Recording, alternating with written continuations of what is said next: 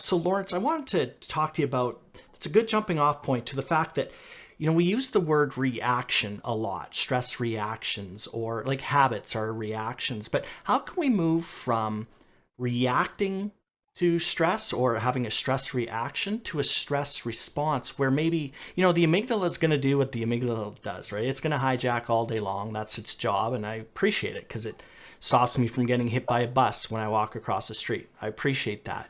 But in modern society, we're seeing obviously the physical threats are less than they were. But so how do we move from a spot of reacting to stress, just using our default wiring? And how do we short circuit that so that we can actually take control of our emotions and not let it have this cascading effect of poor decisions and bad communication and lack of connection, because under stress, it becomes about me. So, what are some thoughts around how we can actually tangibly short circuit, our stress reaction and move to a response? So my first response to that is to go and become a Zen monk and live in a cave. Right. But I'm only being half serious or half joking because what you have to do is practice in your day-to-day life, your non-emergency life, what you want to have happen when you're challenged under stress.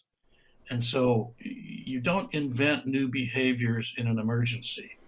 When there's an emergency, you're going to do what you've done before, and it's going to reveal to you what you've been practicing all your life. And so there's a chapter in Deep Survival, for example, called We're All Gonna Die. Hmm. And in this chapter, there's a boatload of people doing a routine yacht delivery.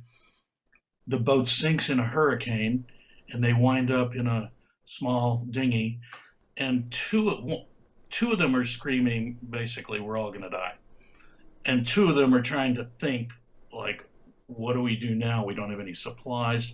We don't even have any water. How are we going to make this